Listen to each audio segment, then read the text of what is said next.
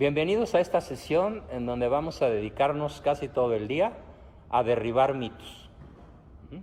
Mitos en relación a diferentes temas. Mitos históricos, mitos educacionales, mitos sobre el amor, mitos sobre la verdad en sí misma, mitos religiosos, mitos políticos, etc. A muchos, como lo advertí, les va a doler ver por los suelos a figuras que hoy, desde hace muchos años, en México se nos ha enseñado, con base en mentiras, que son héroes, cuando en realidad se dedicaron toda su vida pública o de adultos a procurar vender a la patria o traicionarla o hacer negocios personales en lo oscurito y darle gusto a una fuerza política, secreta, histórica, de orden mundial, que empieza hace milenios, hace miles de años, y que se llama la masonería. Entonces la masonería ha hecho de este país una colosal mentira. La inmensa mayoría, casi el 98% de la niñez mexicana, y ustedes fueron niños, ¿no? Yo también fui niño. Por fortuna yo la libré porque la familia en la que nací y nunca me vi sometido a las mentiras que el otro 98% de mis compañeros sí estaban sometidos. Y para no reprobar en historia, en civismo, en lógica, en religión, en geografía, incluso en civismo, yo tenía un truco. Yo contestaba lo que la maestra esperaba que yo contestara. Y luego abajo le ponía una nota que decía: lo que le puse, maestra, no es verdad. La verdad es esta otra. Y le ponía una lista de libros que ella podía consultar. ¿Sí? Eso lo hice desde cuarto de primaria. Y así me pasé todo el tiempo. Entonces, cuando una vez la maestra de historia, o maestro, no me acuerdo, preguntó que quién había fundado México, pues yo puse la mentira y el nombre correcto. Cuando la maestra tuvo en su poder mi hoja de respuestas, fue a mi lugar y con una regla me la rompió en la cabeza. Yo estaba en cuarto de primaria cuando eso me sucedió. Espero que hoy nadie agarre una regla y me la rompa en la cabeza. El verdadero fundador de México fue don Hernán Cortés, literalmente. Él fundó México de una manera verdaderamente deliciosa, en la cama con la Malinche, ¿sí? Porque en su relación con la Malinche, ¿sí?, doña Marina, bautizada muy poco después de que él la conoció en la religión cristiana, de la Malinche, del vientre de la Malinche, ¿quién nació? Pues nació el primer mexicano. Antes no había mexicanos. ¿Qué había antes de la llegada de Cortés, de su acostada con la Malinche y del nacimiento de don Martín Cortés, que posteriormente sería el marqués del Valle de Oaxaca? ¿Qué había en ese territorio? Había miles de tribus, literalmente miles o centenares al menos de tribus, todas en guerra entre sí. Y sobre todo las más poderosas, encabezadas por una tribu que se llamaba los aztecas, se dedicaban exclusivamente a la guerra, a tomar prisioneros, a engordarlos y a llevarlos al Gran Teocalli, ahí por Tlatelolco, sacrificarlos, sacarles el corazón, hacer rodar los cuerpos 100 metros abajo y comérselos en pozole, carnitas, tacos, tamales y todos los demás inventos de nuestra deliciosa cocina mexicana, ¿sí? Pero ellos eran caníbales, ¿sí? Entonces, antes del nacimiento de don Hernán Cortés, solo había tribus caníbales, ¿sí? O tribus no caníbales, como algunas. Por ejemplo, las tribus no caníbales eran los purépechas de Michoacán, y otras, unas cuantas por ahí, pero la mayor parte del centro de lo que ahora es, algunos le llaman república, yo no, yo le llamo virreinato de Nueva Aztlán, ya les explicaré por qué. se dedicaban justamente a la antropofagia, al canibalismo, a los sacrificios humanos. Entonces, México no existía.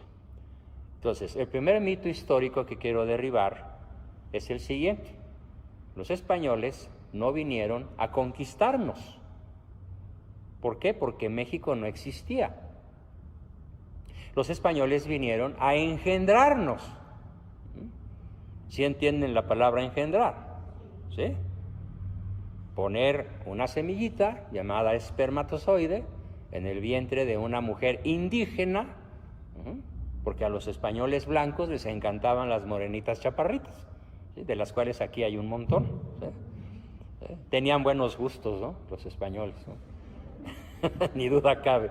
Y entonces el lema del conquistador, que más bien deberíamos llamarlo civilizador español, fue: la mejor India es la India mía, y papas, y aquí estamos. ¿Sí? Espero que entiendan la expresión papas, ¿no? ¿Y cómo fue la conquista en Norteamérica? ¿Cuál fue el lema en lo que ahora es Norteamérica y Canadá? Y algunas naciones del sur, como Argentina. Pero sobre todo en Estados Unidos y en Canadá, el lema fue: el mejor indio es el indio muerto. Y los exterminaron a casi todos. Y a los que quedaron vivos, ¿qué les hicieron? Pues actualmente los indígenas norteamericanos, algonquines, cherokees, navajos, sioux, etcétera, cheyennes, que tienen muy poquitos supervivientes a la fecha, las naciones indígenas de Norteamérica están concentradas en campos de reservas, se llaman Indian Reservation, en donde el gobierno americano les da mucho licor, muchas drogas y les permite administrar casinos. Entonces, de esa manera, los indígenas se están extinguiendo, dedicados al juego, a la droga y al alcohol. Ese es el destino de los indígenas en la nación norteamericana y en Canadá. Y el destino de los indígenas en este gran país que ahora se llama México y de cuya grandeza todavía tenemos rasgos, pues ¿qué pasa con nosotros? Pues simplemente más del 90% de la población es el resultado de esa mentalidad hispana de considerar ser humano, esposa, madre e hija a la mujer indígena. En ningún otro lugar de la tierra ha acontecido a lo largo de la historia un mestizaje tan perfecto, tan maravilloso, como el que logró Hernán Cortés poniendo el ejemplo. Cuando él desembarca en las costas de Yucatán y lo que ahora es Tabasco, un cacique le sale al encuentro con 20 indígenas, con 20 indias hermosas, entre ellas una muchacha de menos de 20 años que hablaba 2 lenguas o 3, por cómo había sido su niñez, muy azarosa, con muchas aventuras. Ella hablaba náhuatl y hablaba también posiblemente maya o alguna de las lenguas locales.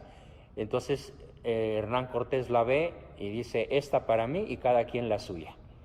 Y ahí empieza México, porque obviamente no nada más nació Martín Cortés, nacieron otros 20, ¿no? 9 meses después, sí. O 10 a lo mejor, algunos eran medio tímidos, ¿no? Sí. Entonces, los primeros mexicanos nacieron en el sureste mexicano, de tal manera que cuando Cortés llegó a la capital Tenochtitlan, ya había bebés mexicanos, ¿sí? Ya había niños que eran hijos de madres indígenas puras y de españoles puros, blancos con indígenas. Allí nace México.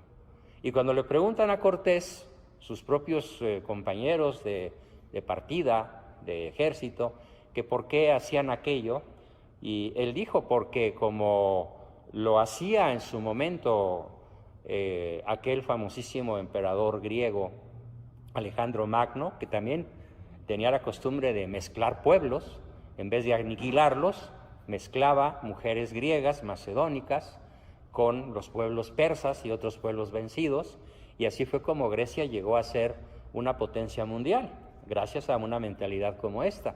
Pues la misma mentalidad tenía Hernán Cortés.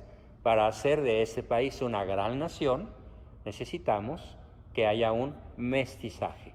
Por esta razón y otras muchísimas que iremos conociendo a lo largo de la mañana, Hernán Cortés es el fundador de la nacionalidad mexicana. Y no solo es el fundador de la nacionalidad mexicana, otros autores como don José Vasconcelos, a José Vasconcelos se le ha denominado con el nombre de el Maestro de América. ¿Por qué? Porque muy pocos hombres como él en este país tienen el nivel cultural, la inteligencia, la nobleza y otras muchas cualidades personales, de tal manera que a pulso se gana el título de el Maestro de América. Y puedo presumir que cuando yo era adolescente tuve el enorme gusto de trabajar con él durante varios años, todas las tardes, en Editorial Yus, ayudándole a mi padre a editar las obras de don José.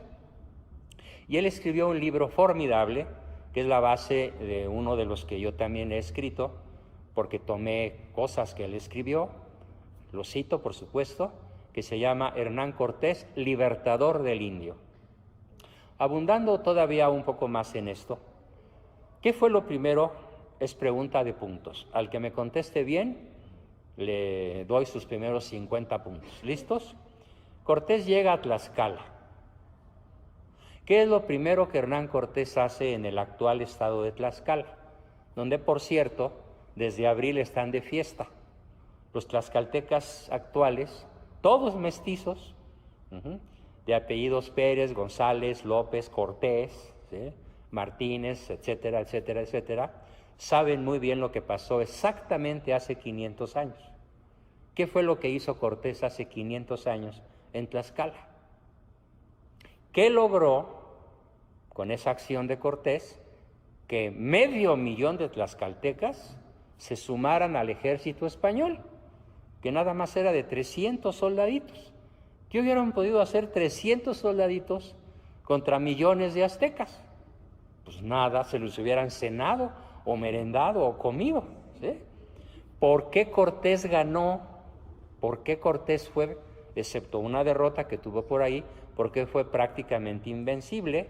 Haciendo que en Tlaxcala, cuando llegó, luego lo hizo. ¿Qué hizo?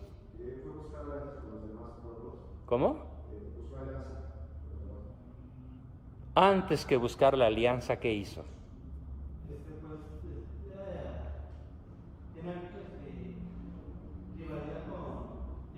Les voy a explicar lo que hizo Cortés. Un acto de suma nobleza, de suma inteligencia, y hablando del tema que nos ocupa, es un acto sumamente virtuoso. Y al ratito voy a explicar el concepto de virtud. Cuando Cortés llega a Tlaxcala, observa que hay centenares de jaulas de bambú, amarradas las puertas con cuerdas de ixtle, muy bien hechas, y prácticamente con nudos que no se podían desatar. Y lo primero que hace, por consejo de su señora, la Malinche, es sacar a todos los tlaxcaltecas que estaban encerrados en jaulas, porque los aztecas los tenían prisioneros en jaulas para engordarlos y comérselos después de sacrificarlos. Y los que tenían en jaulas eran caciques, eran gente importante del pueblo tlaxcalteca. Ya se podrán imaginar la maravillosa sorpresa y el enorme gusto que tienen los tlaxcaltecas cuando ya dan por muerto a su papá, a su abuelito, a su mamá, a su hijo, a su hermano, y de pronto llega un señor metido en una funda de acero, montado en un caballo que parece caído del cielo, ¿sí? Y con una barreta de hierro rompe todas las cuerdas y saca a sus familiares y evita que los aztecas se los coman. Imagínense que esta escena la vieran ustedes. ¿Por cuántos años le guardarían gratitud? Bueno, pues hoy, en estas semanas, sobre todo el 13 de agosto, ¿sí?, de este año, hace unos cuantos días, los tlaxcaltecas celebraron la llegada de Cortés como el libertador del indio. Pero no nada más libertó Tlaxcala, libertó todo el territorio que ocupaban los aztecas, que era prácticamente todo el centro de lo que hoy es la República, ¿sí? Más o menos un tercio de lo que hoy es México, pero además, después, a lo largo de 300 años, ese espíritu de Cortés llegó hasta lo que ahora es California, Arizona, Texas, Nuevo México, todo el sur de los Estados Unidos y hasta el canal, lo que ahora es el canal de Panamá. Estamos hablando de 5 millones de kilómetros cuadrados que eran la Nueva España, donde creció lo que después, con el paso del tiempo, sería México. Por esa razón, Hernán Cortés es el padre fundador de la nacionalidad mexicana, libertador del indio y además es el primer misionero. El primer misionero. Cuando desembarca Cortés en Veracruz, ¿qué es lo primero que hace? Pregunta de 100 puntos. Lo primeritito que hace, es más, antes de comer, antes de dormir, antes de descansar, Cortés decide hacer algo muy importante en el mes de abril de 1519. Acaban de cumplirse 500 años. ¿Qué hace Cortés antes que cualquier otra cosa? 100 puntos, al que me lo diga. ¿Besar la tierra? No, no la besó. Eso lo haría por primera vez Juan Pablo II, como 4 siglos y medio después. No, lo primero que hace Cortés es pedirle a su capellán, el padre Olmedo, que celebre la primer misa en este continente y que se haga un hoyo en la tierra, se corten unos árboles y se fabrique la primera cruz que existió en este continente desde Alaska hasta la Patagonia, y que se celebre la primera misa y funda el primer municipio civilizado de este continente, la Villa Rica de la Veracruz. ¿Quién la fundó? Hernán Cortés. ¿Quién celebró la primera misa? El capellán del ejército de Cortés. ¿Qué fue lo primero que los indígenas de Veracruz aprendieron a hacer? A adorar la Santa Cruz. Y después ellos mismos la cargaban con mucho cariño, con mucho gusto, y quitaban sus altares ensangrentados y ponían cruces porque se sentían liberados de la terrible esclavitud en la que ya tenían más de siglo y medio, sometidos por los feroces caníbales aztecas. ¿Qué es lo primero? Bueno, no hubo una respuesta que ameritara 100 puntos, pero haré otra. ¿Qué fue lo que motivó que cuando Cortés fue recibido de buena manera por Moctezuma en Ciudad Tenochtitlán? Y pasaron algún tiempo, ¿y qué fue lo que provocó la furia de los aztecas? Que provocó lo que se llama la derrota de la Noche Triste, que es una batalla en la cual Cortés sale huyendo de Tenochtitlán y la mayor parte de sus hombres son muertos, asesinados por los aztecas y los tlaxcaltecas que los acompañaban también. Él salva la vida de milagro junto con la Malinche y otros 300 soldados, porque él ya tenía 600, debido a que las filas españolas se habían engrosado con la llegada de otros soldados españoles que habían también desembarcado. ¿Qué fue lo que enfureció a los aztecas tanto?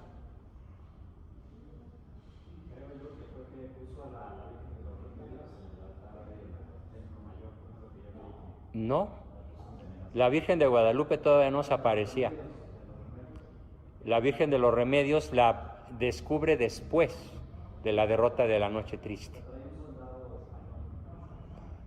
Sí, pero eso no fue lo que enfureció a los aztecas, aunque el dato es cierto, los españoles traían a la Virgen de los Remedios, pero en realidad lo que enfureció a los aztecas fue que Hernán Cortés derribó del altar mayor a los ídolos principales, ¿sí? Pero lo que enfureció a Cortés para hacer eso fue que las paredes del templo del Gran Teocalli, fíjense muy bien, tenían hasta medio metro de costra, ¿de qué? De sangre. Entonces él limpió a barretazos, ¿sí?, las costras de sangre, ya se podrán imaginar, ¿sí? Centenares de toneladas de sangre humana que estaban ahí pegosteadas de medio siglo y medio atrás, y derribó al ídolo principal, que era Huitzilopochtli, que exigía un mínimo de 150,000 sacrificios anuales. Según los aztecas, ¿para qué sacrificaban gente y para qué se la comían? ¿Saben para qué? Para que lloviera, y para que hubiera cosecha, y para que el mundo se mantuviera en equilibrio.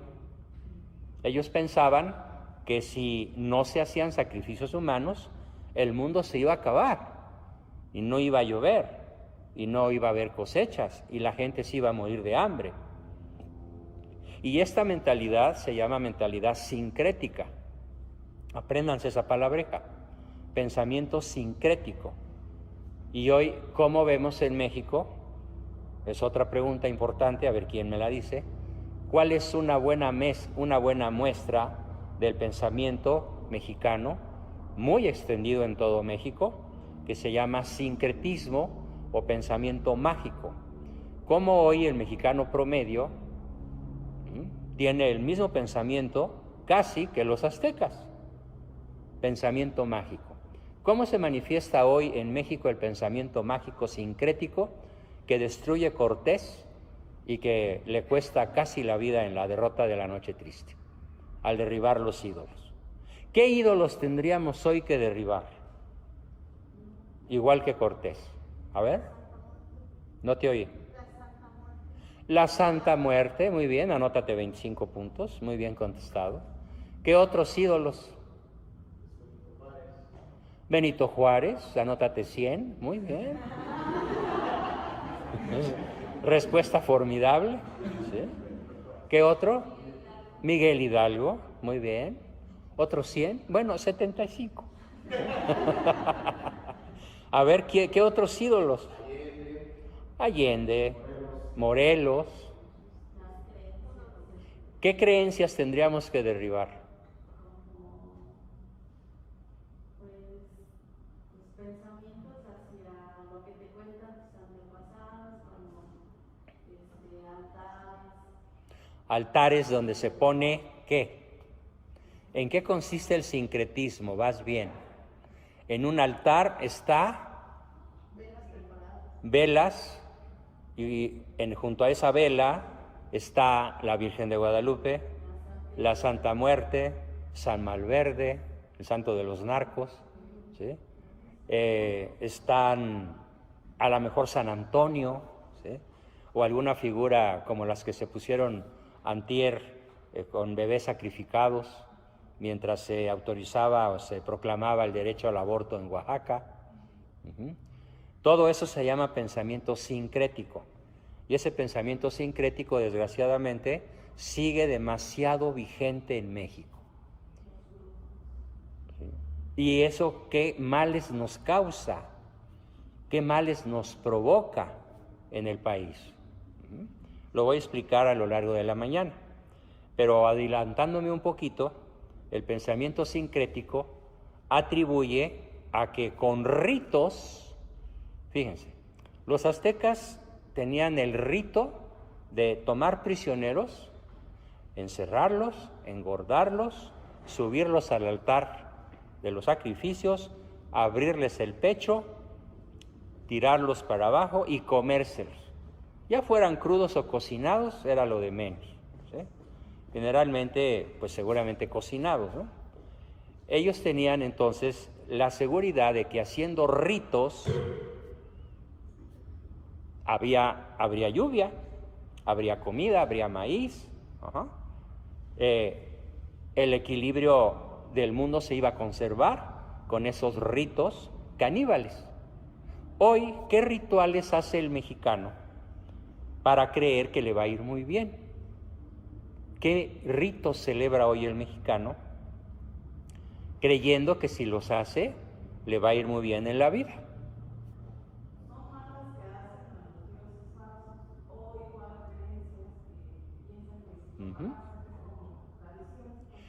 ¿sí? Hacen muchas cosas que parecen de una verdadera religión y no lo son. Por ejemplo, un rito muy extendido en todo el país, las peregrinaciones. Por supuesto, me declaro católico ferviente, guadalupano. Por cierto, aprovecho aquí para contarles un chiste. ¿Cuál es la diferencia entre un protestante y un católico? ¿No lo saben? La diferencia es que los católicos sí tenemos madre. Qué bueno que se rieron. Lo entendieron entonces. Bueno, pues en honor a nuestra madre, en todo México se hacen peregrinaciones. Y la Basílica de Guadalupe, en este próximo y cercanísimo 12 de diciembre, pues van a llegar como 7 u 8 millones de peregrinos. El problema es que el mexicano promedio espera que la Virgen le resuelva el problema de la pobreza. El problema es que creyendo que ir a la basílica en peregrinación, incluso a rodilla pelona, hay quien se echa toda la calzada de los misterios, los 5 kilómetros, llega sin rodillas a la basílica, o todo sangrante, cree que así su abuelita se va a curar, cree que así no van a correr a su marido flojo, borracho, parrandero y jugador del trabajo, cree que así se le va a quitar un cáncer. Es atribuir a la Virgen poderes que la Virgen no dispensa, así como si fueran confetis, ¿no? Es como el mexicano que busca chamba con ganas de no encontrarla, o como el azteca que sacrifica a un ser humano para que llueva. ¿Qué es lo único que podría hacer el mexicano para librarse de todos esos mitos? Porque miren, la Virgen no va a bajar a darte trabajo si no estás capacitado. La Virgen no va a bajar a darte salud si no has cuidado tu cuerpo, si no tienes hábitos virtuosos que te hagan saludable. Hay muchísimas cosas que el mexicano le atribuye a la Virgen y la Virgen no está para eso. Al rato voy a decir para qué sí está, porque ella se llama, en teología, corredentora universal de todas las gracias, corredentora del género humano. Ella nos redime, corredentora, al parejo que Cristo, su Hijo. Entonces, el papel de la Virgen está en un plano que el mexicano común ignora. Y entrando en materia de lo que vamos a ver hoy, ¿qué es lo único que nos podría dar salud, trabajo, progreso, éxito en la vida, alegría interior, paz en la mente y en el corazón, ¿sí? Felicidad en cierta forma, aunque ya sabemos que la felicidad terrícola es muy limitada? ¿Qué es aquello que nos podría, en pocas palabras, hacer felices? La virtud. ¿Quién lo dijo? Muy bien, anótate 100 puntos, por favor. Correctísimo, la virtud. ¿Sí? Entonces, de esta manera, vamos a introducirnos ya al tema central de esta mañana, pero vamos a ir haciendo explicaciones y derribamiento de mitos y de ídolos y de falsos héroes, conforme vayamos explicando algunas de las virtudes que distinguen a nuestros grandes héroes, que son muy poquitos. La lista de verdaderos héroes en México es tan limitada que me van a sobrar dedos de las manos. Y la lista de falsos héroes es tan grande que no alcanzarían todas las numeraciones posibles para todas las cosas que nos han metido en la cabeza como mitos de puras falsedades. Bien, entonces vamos a comenzar de esta manera por la explicación del concepto de virtud. Vamos a ver, ¿quién me dice qué es virtud en términos generales? ¿Quién me define el concepto de virtud? No se abalancen. A ver, adelante. Trump nunca ha sido sionista. Trump solo ha sido Mr. Trump. trompiano. Lo único que le interesa es él. ¿Cómo era? Así, trompiano. Sin embargo, en sus últimos 2 o 3 años, ha experimentado una especie de conversión ideológica hacia la vida. Busca, por favor, en tu buscador Google, ponle discurso de Trump, reciente discurso de Trump. Dice 8 cosas extraordinarias a favor de la vida, la familia, el patriotismo, Dios, etcétera. Búscalo y apréndetelo. El por qué él esté diciendo este discurso, la verdad habría que preguntárselo y él tendría que decir la verdad. La verdad es que no lo sabemos, pero no está en la esfera sionista. Tan no lo está que Nancy Pelosi, la jefa del Partido Demócrata, yo le llamo Democratic, ¿sí? Los que saben inglés, Death, muerte. No es demócrata, es demócrata, muerte crata, gobierno de la muerte, cultura de la muerte. Nancy Pelosi, que es la jefa del partido Democratic, ya pidió su destitución. Y Nancy Pelosi es la mera jefa visible del sionismo actual. Es la operadora del sionismo. Ahí está el fiel de la balanza. ¿Qué va a suceder? Pues como no soy profeta, no lo sé. Ojalá el pueblo americano decida reforzar la presidencia de Trump, por el bien de México. ¿Por qué? Porque si Trump sigue de presidente, no tendremos la invasión de los migrantes. Y Pejelo-Postli no tendrá su guardia pretoriana como Maduro tiene su guardia bolivariana. Así la hizo Maduro. 500,000 hombres protegen a Maduro, armados como no tienes idea, con las armas más modernas y avanzadas. ¿Por qué Maduro sigue en el poder? Oprimiendo a todo su pueblo, con 4 millones de venezolanos refugiados en el extranjero y con cientos de miles muriéndose de hambre y de enfermedades y con millones de billetes tirados en las calles porque no compras ni un pan duro con una carretilla llena de billetes. ¿Sí? Tengo amigos en Venezuela y cuando hablan conmigo lloran a gritos y no hay yo cómo consolarlos del nivel de desesperación en el que están sumidos. ¿Sí? Para colmo, Juan Guaidó es masón. El Salvador de Venezuela es masón. ¿Sí? Terrible, pero cierto. ¿Qué se pelea en Venezuela? Bueno, Venezuela es la nación más rica de la tierra, en diamantes, en agua, en petróleo, en coltán, ¿sí? En bosques y en pueblo manipulable, más estúpidos e ignorantes que los mexicanos. Y ya dijimos mucho, ya es demasiado. Ellos la vieron venir y la dejaron pasar. Y nosotros la vemos venir, y como dijo por ahí un pelado del gobierno, nos la van a meter doble. Así como lo dijo él, así está sucediendo. Terrible realidad.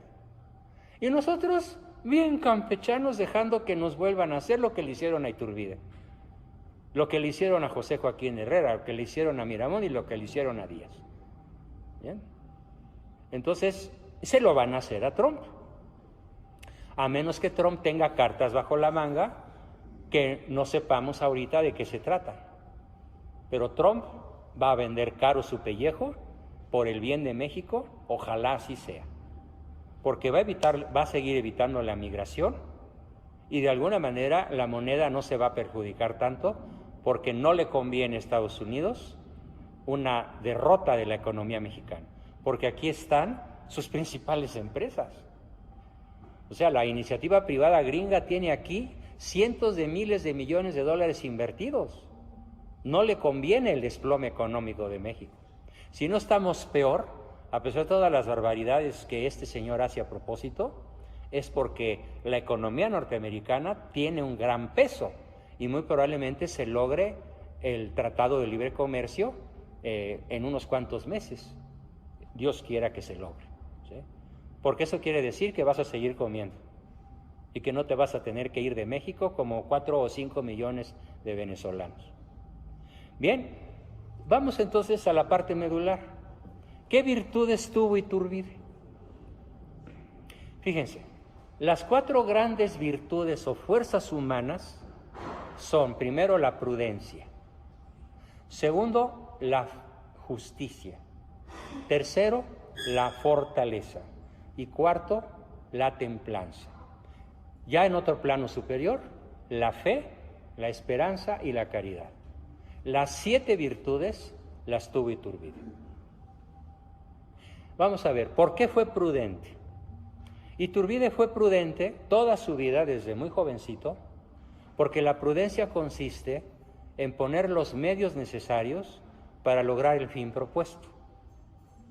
Repito, prudencia, poner los medios necesarios para lograr el fin propuesto. Algo tan simple, muy visual. Yo quiero leer lo que dice la pantalla de mi computadora. El fin que tengo es leer lo que dice mi computadora. ¿Qué tengo que hacer? Pues poner el medio necesario para poder leer.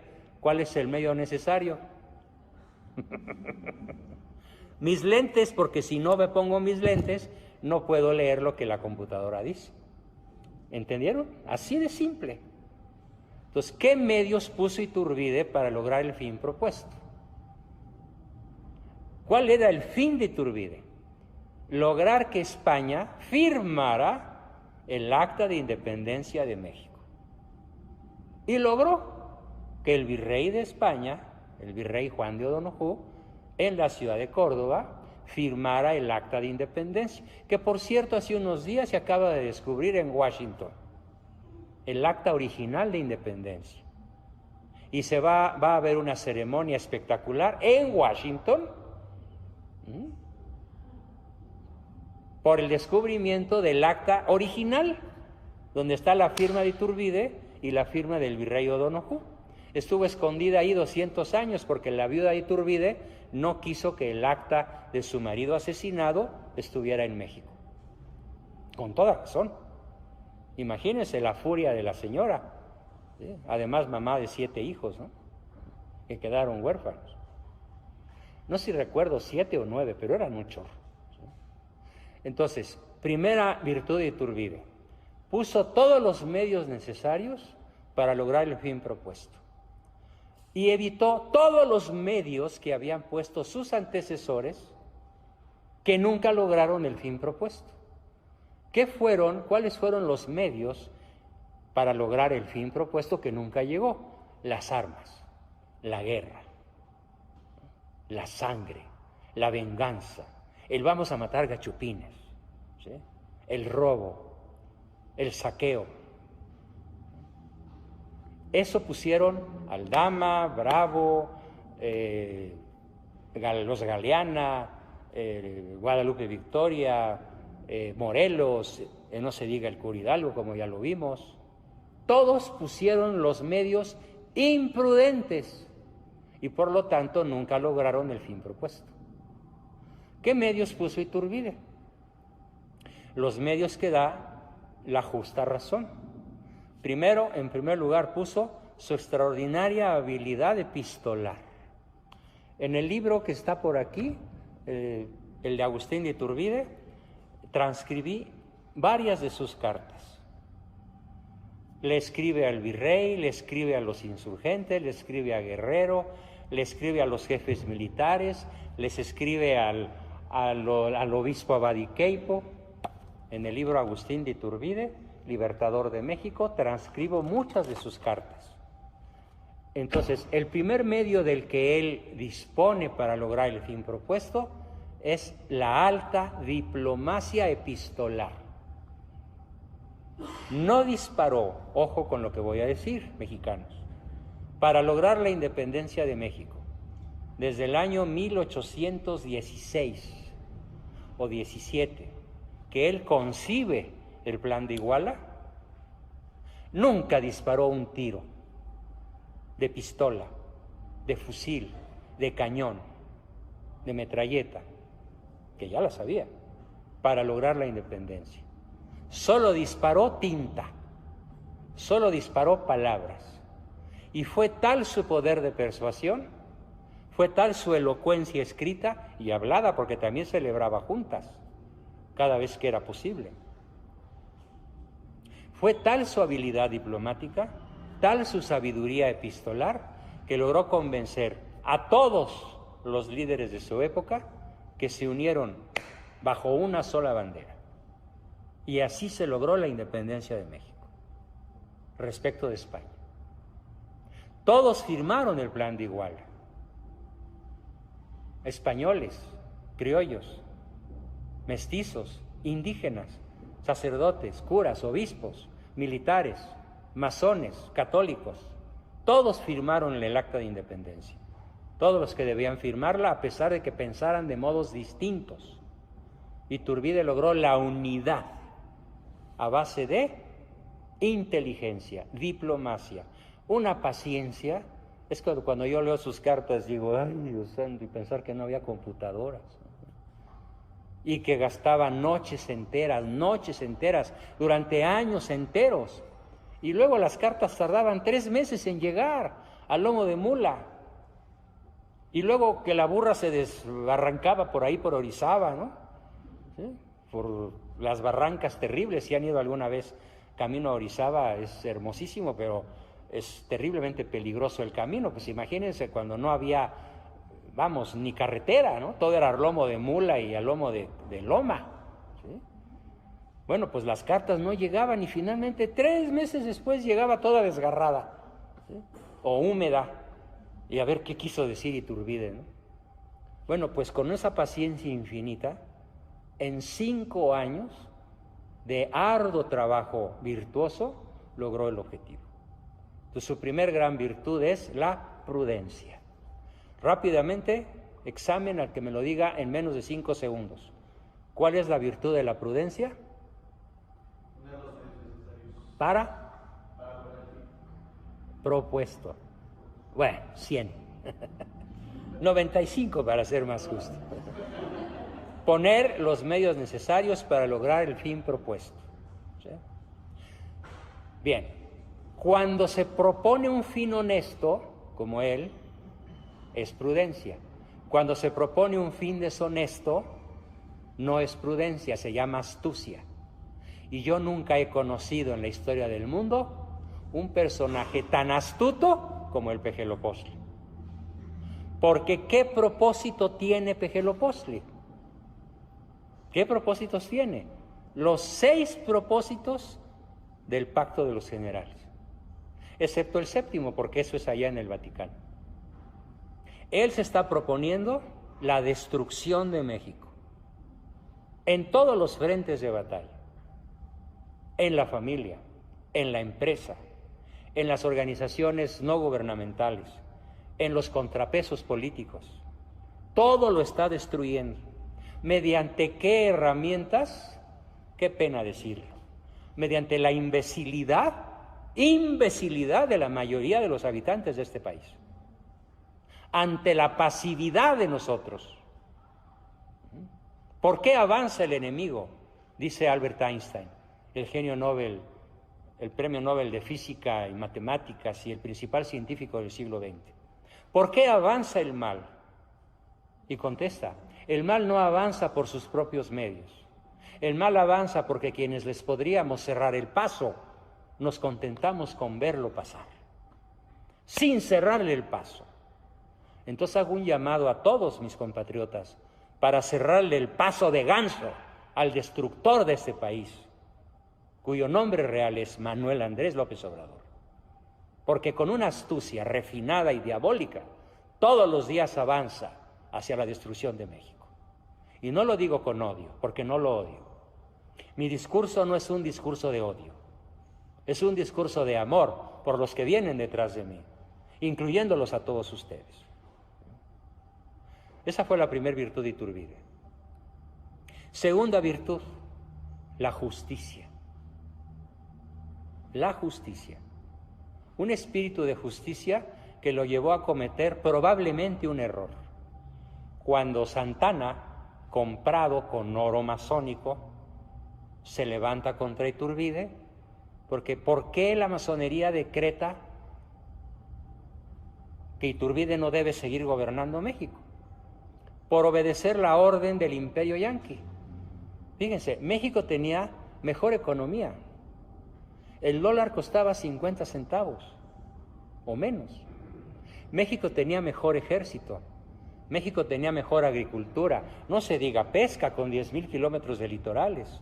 Único país en la tierra que tiene esa cantidad de mar es México. En eso somos campeones mundiales. Gracias a Dios, no a nosotros. ¿Por qué Estados Unidos, la masonería yanqui, decretó la extinción de Iturbide?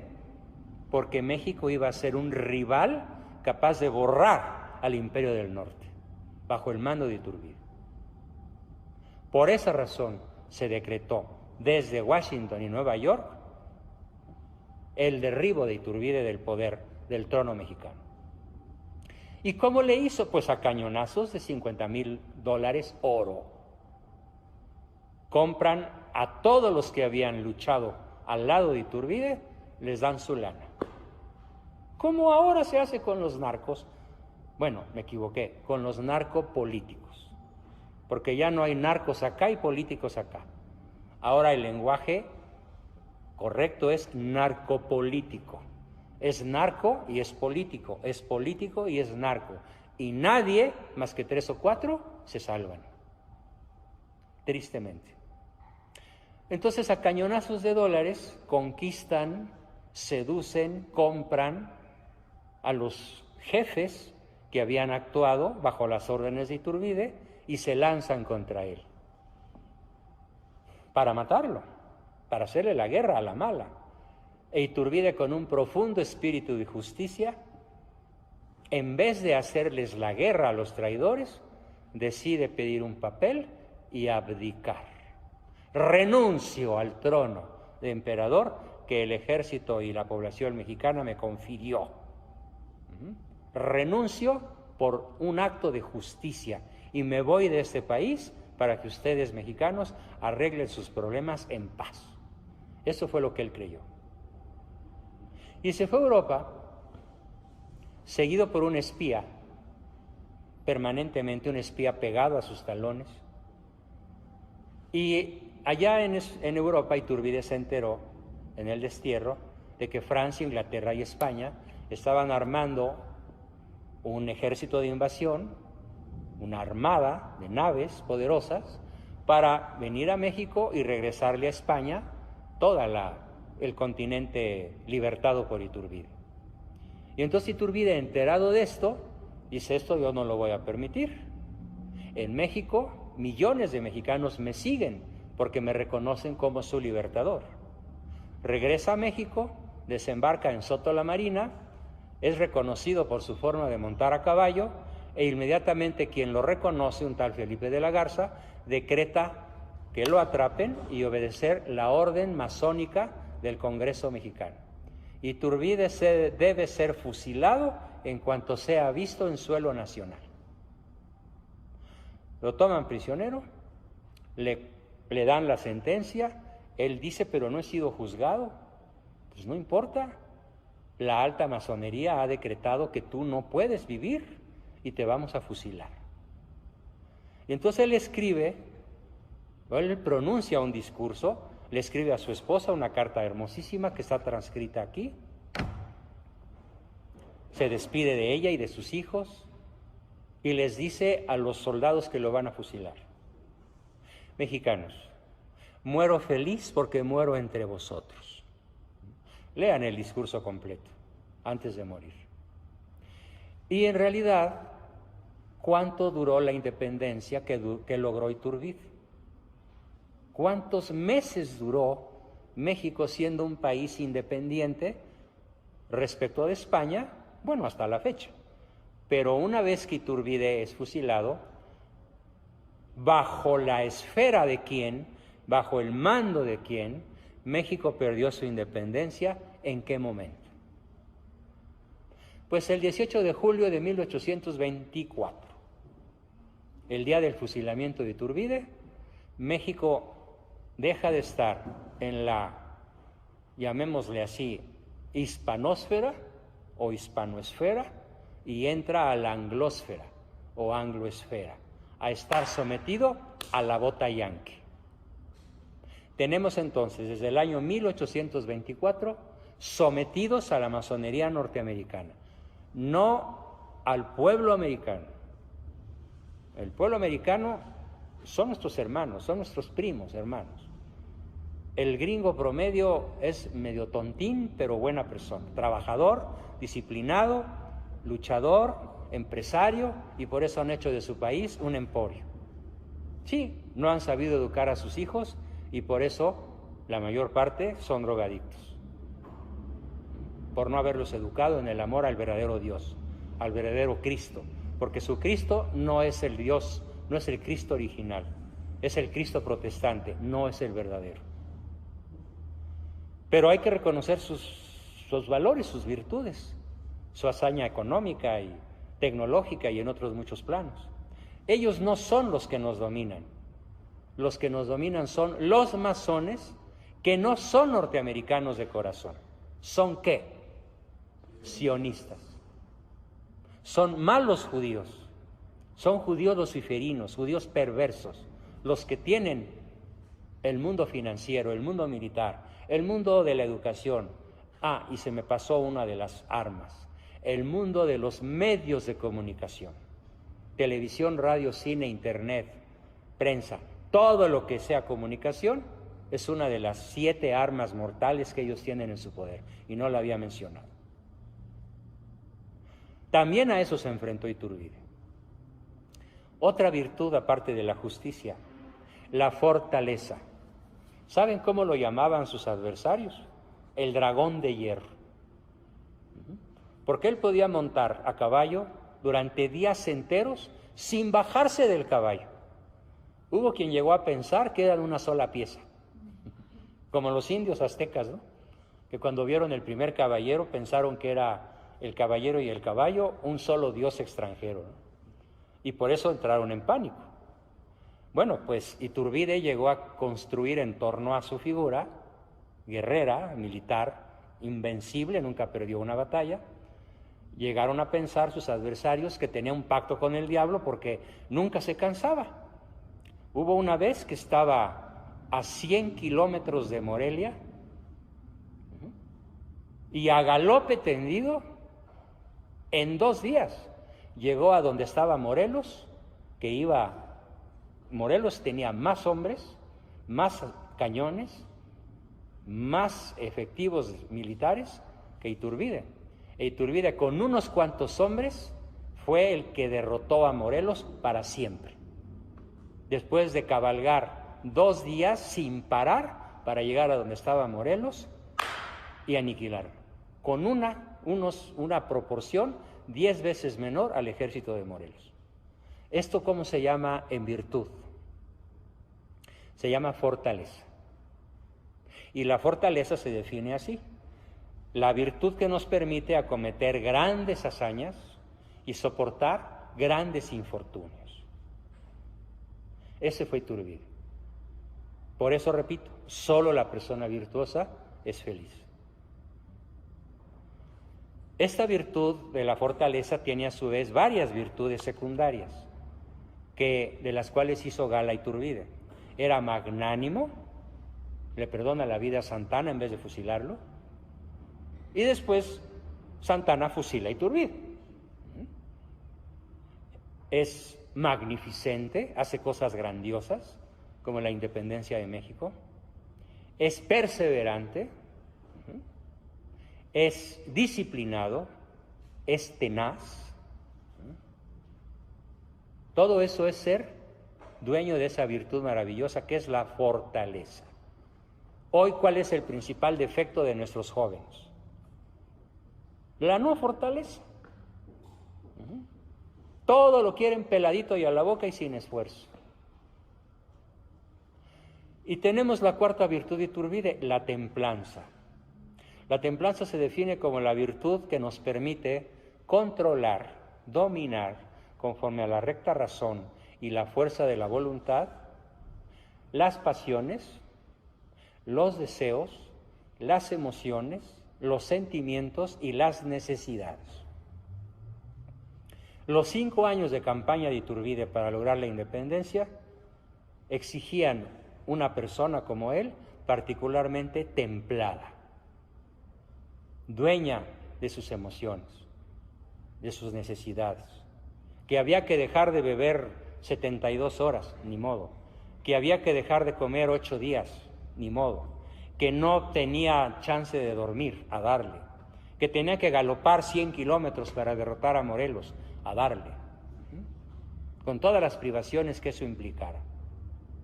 Nada más quiero que imaginen cómo sería hoy México si Iturbide hubiera logrado su sueño. ¿Cómo sería hoy este país?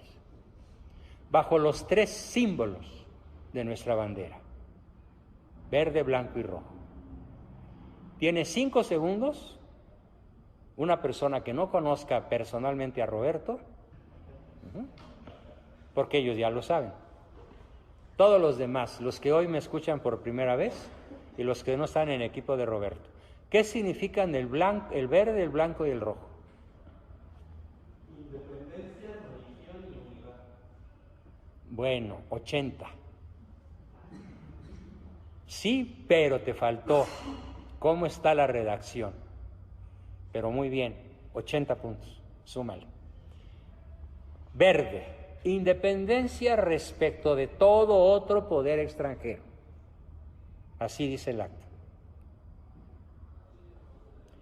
Blanco, religión católica apostólica romana con exclusión de toda otra. ¿Cómo sería un país verdaderamente católico? ¿Tendría lugar el narcotráfico, la corrupción, 24,000 muertos, la disolución familiar, el divorcio, el adulterio, la violencia intrafamiliar? ¿O viviríamos en el amor al prójimo, en el trato más exquisito que solo se desprende de la verdadera fe, que es la que predicó Cristo hasta que le costó la vida? Porque el que ama da la vida por quien ama, no la cobra, la da. Eso es nuestra fe, el amor al prójimo, incluyendo al enemigo. E Iturbide dio la muestra, porque él muere con alegría, encara a los soldados que lo van a fusilar de tal manera que les tiembla el pulso y están aterrados de matar a su libertador. Pero pues ni modo, tenían que obedecer órdenes o ellos los iban a matar. Entonces, y el rojo no es unión, no es unidad, es unión. Unión de todas las castas, de todas las etnias, españoles, criollos, mestizos, indígenas, negros, coyotes, lobos, salta para atrás, salta para adelante, ¿sí? Así se llamaban las castas.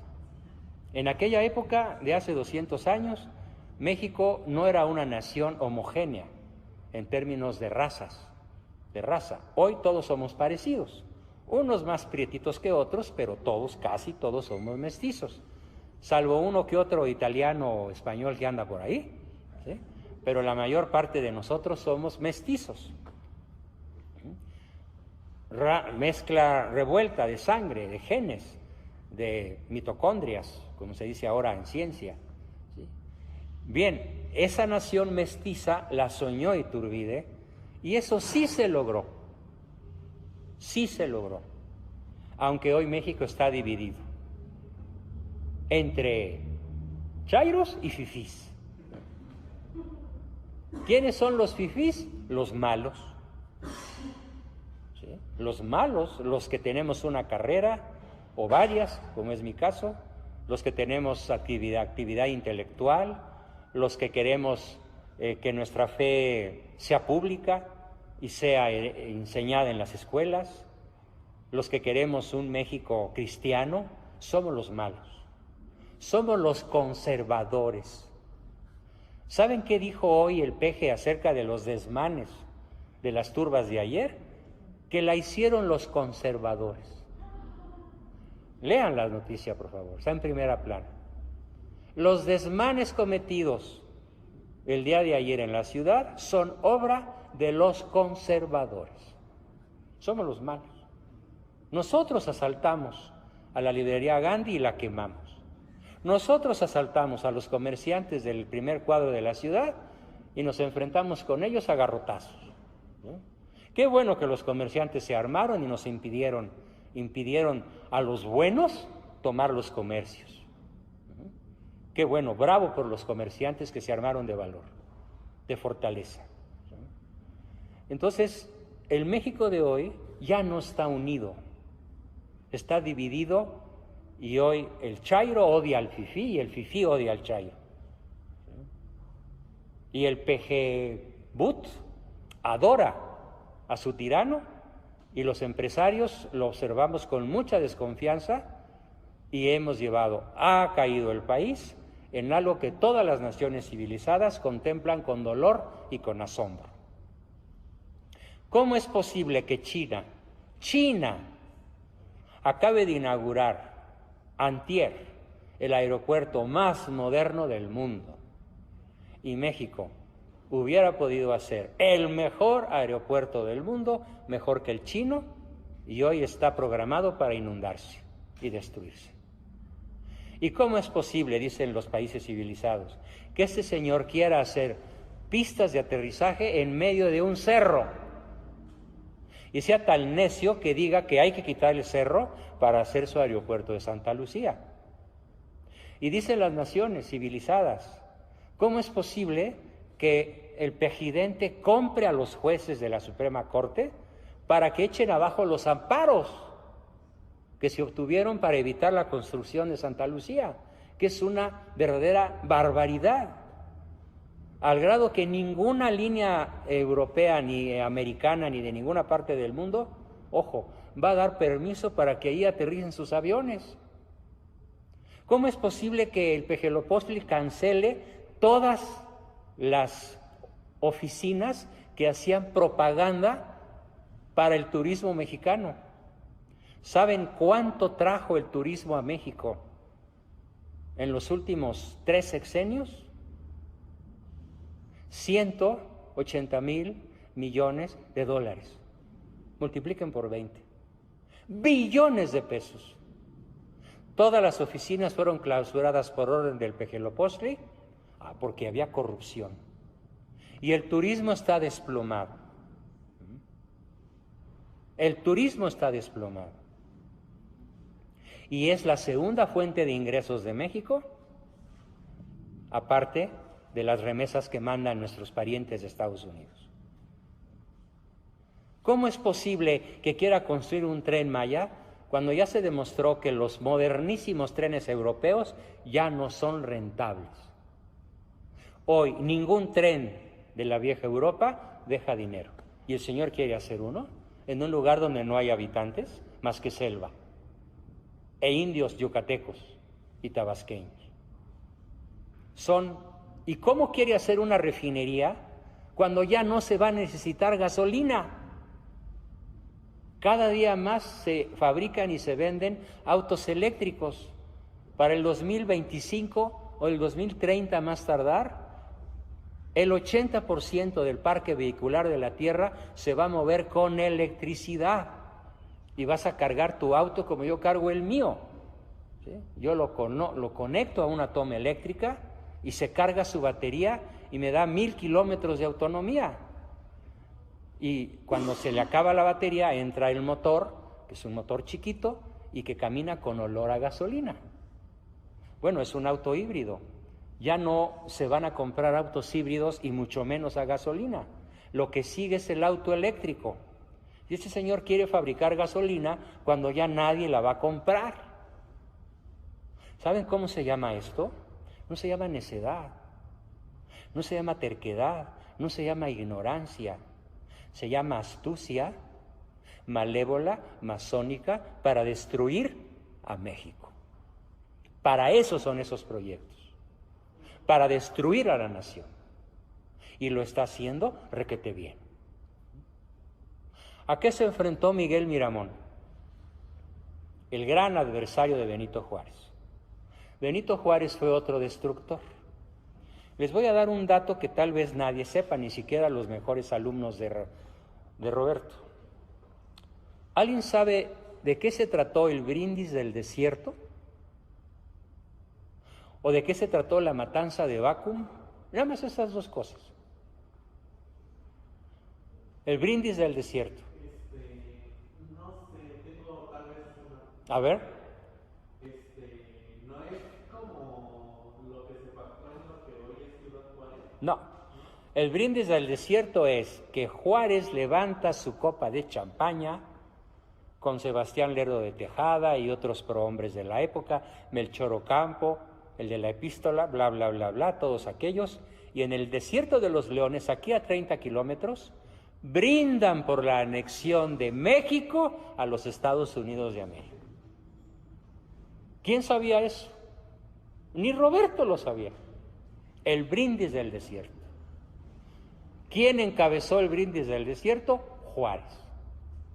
Y por esa razón se consiguió un adversario formidable, que fue don Miguel Miramón, que le declaró la guerra a Juárez y lo hizo correr al norte y lo hizo encerrarse en Veracruz.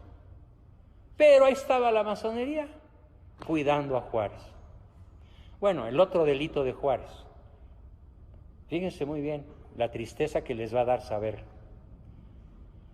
Los hombres del gabinete de Juárez le dicen: oye Juárez, allá en Sonora hay un lugar entre el río Mayo y el río Yaqui, como de 500,000 de hectáreas, que los indios yaquis, por tontos, necios y flojos, tienen improductivas. Y el presidente dijo: ¿y qué quieren que haga?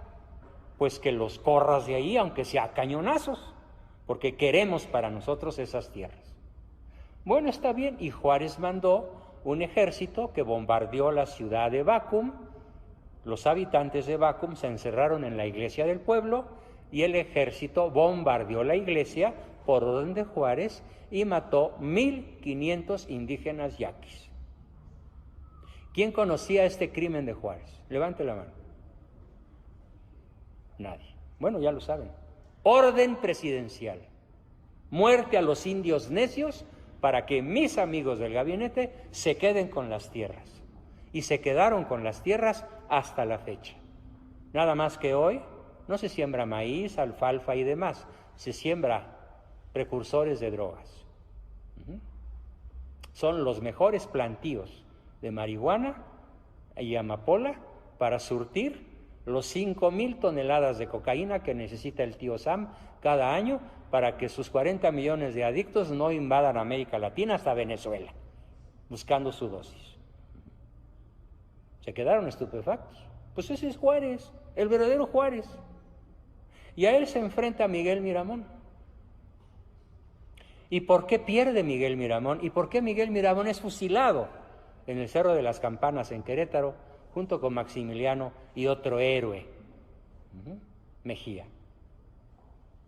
¿Por qué es fusilado? Porque Juárez, cuando ya estaba a punto de ser derrotado por Miramón en el puerto de Veracruz, pidió ayuda al gobierno americano, y el gobierno americano le ordenó a su flota, que estaba en el puerto de Nueva Orleans, que fuera a Veracruz.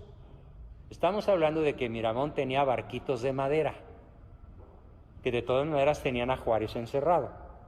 Y llegó la armada gringa con acorazados con planchas de acero, ¿no? Y motores de vapor y cañones de largo alcance. Para que tengan una idea, los cañones de Miramón podían alcanzar 1 kilómetro y tirar una pared, y los cañones gringos podían alcanzar 20 kilómetros y derribar un edificio completo con una sola bala. Y los cañones norteamericanos estaban colocados en acorazados blindados de acero, insumergibles además, y rapidísimos. Entonces el comandante de la flota gringa ordena enganchar con arpones los barquitos de Miramón. No los hundan, vamos a perdonarles la vida. Engancharon con arpones los barquitos de Miramón y se los llevaron a Nueva Orleans. Y Juárez salvó el pellejo. ¿Quién sabía esto? 2 personas, 3. Bueno, los demás ya lo saben. Ese es el verdadero Juárez. Asesino de indígenas, traidor a la patria y que además firma el Tratado McLean-Ocampo. ¿Y qué creen? ¿Por qué no se firmó, finalmente no se ratificó el Tratado McLean-Ocampo? Fue por la oposición, creo, de... No recuerdo el nombre, pero fue por la oposición ¿De quién? ¿Quién se opuso? No recuerdo el nombre, pero fue... No fue un nombre. Fue un gran grupo de personas que hoy se llama Partido Republicano. El Partido Republicano gringo, en 1860 y tantos, dijo no al Tratado McLean-Ocampo. Los estados de la Unión Americana del Norte dijeron no a la anexión de México a los Estados Unidos porque los del sur nos van a ganar cuando tengan los recursos de México. Entonces, ¿quién salvó a México de no ser una estrella más de la Unión Americana? Los habitantes del norte, allá por Nueva York, Chicago, Coeur d'Alene, todo el norte gringo, dijo viva México, y aquí estamos. ¿Quién sabía eso? Una persona. Y de mi auditorio, 1 al millón. Cuando me vean por Facebook me van a decir mamón, mentiroso, estúpido, vasca, que de dónde sacas esas marranadas. Vengan los insultos, me divierte tanto que me doy el lujo de no borrarlos cada 24 horas. Algunos los invito a rectificar. Lean el original del Tratado McLean-Ocampo. ¿Qué ofrece Juárez? Prácticamente ofrece la anexión de México atado de pies y manos a la masonería yanqui. Ese es el verdadero Juárez. Y a él se enfrentó Miramón y por eso perdió, porque la masonería, que hoy apoya a Pejelopostli, que hoy apoya a Claudia Sheinbaum, que hoy apoya a todos los comunistas que andan... A ver, quiero terminar con esto. Nunca me imaginé, en 1973, ¿sí? Yo tenía 29 años, yo nací en 43, para 73, ¿sí? Iban a ser 30, bueno, 30 años. Y me enteré del asesinato de uno de los mexicanos heroicos más virtuosos de nuestra historia, don Eugenio Garza Sada, que fue atacado por la guerrilla y él a los 82 años saca su pistola y se defiende. Y sus guaruras sacan sus pistolas y matan a 2 guerrilleros, pero gana la guerrilla y lo matan a él y a sus otros guaruras. Bueno, antier en Palacio Nacional premiaron a los asesinos. ¿No sabían eso? Bueno, a ver, ¿qué podemos decir? Los asesinos del principal empresario mexicano de los últimos 50 años fue asesinado por la guerrilla y antier fueron premiados por asesinato en Palacio Nacional por Olga Diabloches Loba, mejor conocida como Olga Sánchez Cordero. Traduzcan, no es Sánchez, es Diabloches, y no es Cordero, es Loba. La guerrilla asesina es reconocida por el gobierno del Pejelopostli como heroica, y un escritor de apellido Salmerón, que tiene de escritor lo que yo de físico nuclear o de historiador, dice que los que asesinaron a Garza Sada fueron jóvenes valientes. Y no solo, lo sigue ratificando todos los días.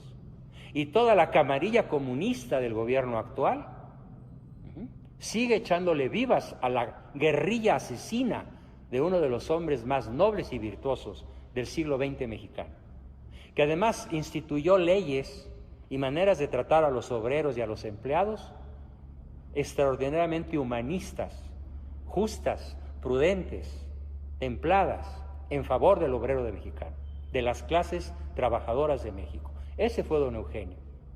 Y en vez de que se les pida perdón a sus deudos, a sus nietos, ¿sí?, se honra a los asesinos. ¿A dónde hemos llegado? Este es el México de Huitzilopochtli. el ídolo azteca que exigía 200,000 muertes por año, en sacrificios de todas las tribus circunvecinas. Pues hoy estamos igual o peor. Estamos peor porque hoy, queridos amigos, no hay un Hernán Cortés. Es más, Hernán Cortés está enterrado en la memoria histórica. Nadie sabía quién era hasta que lo expliqué. Hoy no tenemos un Miramón. Hoy no tenemos un José Joaquín Herrera que pone de su bolsillo para evitar que 3 países europeos invadan México. Cuando fue presidente, entró rico y salió pobre. Hoy los presidentes entran pobres y salen megamillonarios. Todos. Hoy no tenemos un Porfirio Díaz. ¿Qué hizo Porfirio Díaz? Pues en los últimos 15 años de su mandato hizo carreteras, todas las que hay hoy, las hizo él. Lo que ha hecho el gobierno desde la época porfirista hasta la actual es ponerle parches a las carreteras que hizo él. Él hizo la Panamericana, él hizo la Transoceánica, de Acapulco a Veracruz. ¿Sí? Él hizo el aeropuerto actual, más viejo que la carabina de Ambrosio. ¿Sí? Él hizo los ferrocarriles. Todo lo que es el México moderno tiene la firma de don Porfirio. En su época el dólar costaba 50 centavos. ¿Y por qué cayó?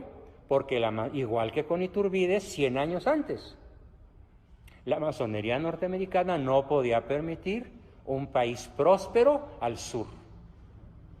Termino diciendo que la historia se repite. Como los mexicanos no sabemos historia, bueno, yo me excluyo, pero hablo en plural, como los mexicanos no sabemos historia, no nos damos cuenta que hoy Péjelo-Postli, Malo, el gran Tlatoani, está puesto para entregar México a los poderes globales. Ya no a la Unión Americana, no, al gobierno mundial, que va a suprimir a México en población. Nos quieren reducir a la tercera parte, que va a reducir a México a un enorme campo de concentración, que va a reducir a México a una enorme industria maquiladora, donde no habrá empresarios, solo empleados. Quieren evitar la natalidad de la familia mexicana que los amenaza. Quieren evitar la fe del pueblo mexicano, nos quieren descristianizar, porque solamente nuestra fe nos podría sacar adelante como nación. Todo eso quieren y para eso pusieron a este señor que está logrando sus propósitos con un nivel de eficiencia y de eficacia asombrosa. Porque lo que hizo Maduro, lo que hizo Chávez y Maduro en Venezuela, que les llevó 20 años destruir a Venezuela, este señor tiene 9 o 10 meses escasos y ya hizo casi todo lo que se logró en Venezuela. Frenar el desarrollo. En vez de 4%, 0 crecimiento, 0. Más otra multitud de indicadores de que vamos derechitos al abismo. Pero no son errores, son intenciones perfectamente diseñadas por el gobierno mundial. Y este señor no es más que un títere útil del gobierno mundial. Es el hombre más antipatriota, más antimexicano del siglo XXI, rodeado de otros de su calaña, y todos ellos miembros de alto nivel de la gran fraternidad universal, para borrar a Cristo de nuestros corazones, de nuestras mentes, y expulsarlo de las iglesias y de nuestros templos. Eso es la terrible realidad en la que hoy estamos. ¿Cuál es mi mensaje final? Seamos virtuosos, seamos prudentes. ¿Cuál es el fin último que nos conviene a todos proponernos? Pues llegar un día a la presencia de Dios, conocerlo y poseerlo. Y no solo a Dios, sino a la creación entera. Nuestro fin último es la salvación del alma. ¿Qué medios nos conviene poner? Todas las virtudes. La prudencia, la justicia, la fortaleza, la templanza, una fe inteligente, una fe racional, la esperanza y sobre todo la caridad o amor al prójimo, incluso al adversario. orad por quienes os persiguen. ¿Qué más quisiera yo, como decía la pilota aviadora de Interjet, soltarle una bomba en Palacio? Sí, yo lo he soñado.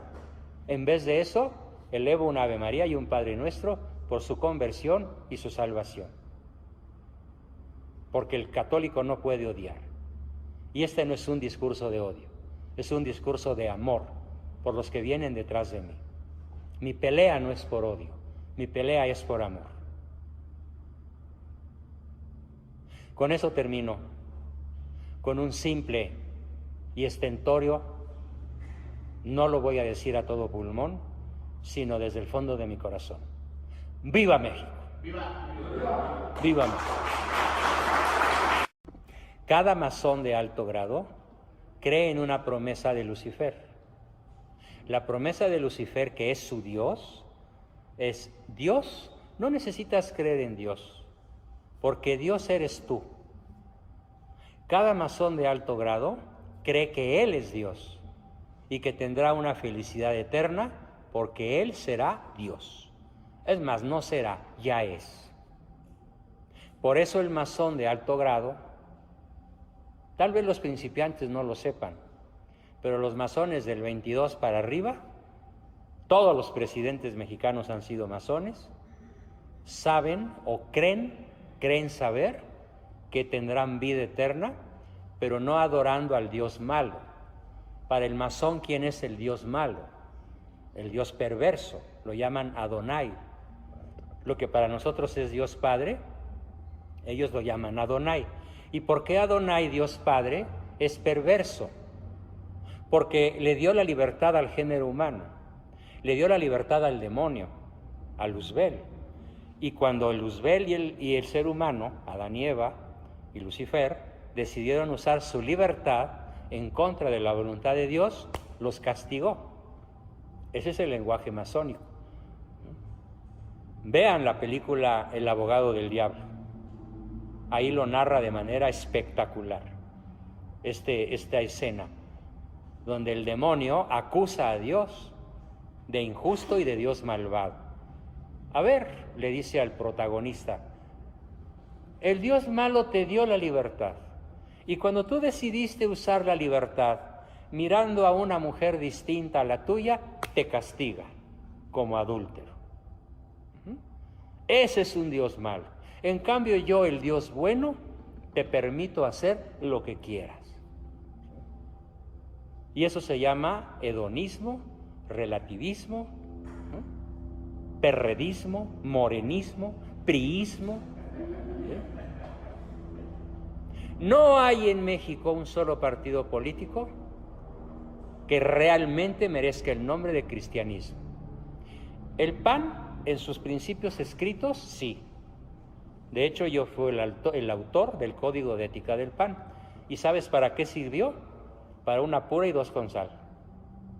Sirvió para papel de baño, el Código de Ética del PAN, que tiene 4 grandes principios: solidaridad, dignidad de la persona humana, subsidiariedad y bien común. Bueno, en el papel se ven maravillosos. De hecho, son doctrina social de la Iglesia, los 4 principios del PAN. Ningún panista poderoso los ha seguido jamás.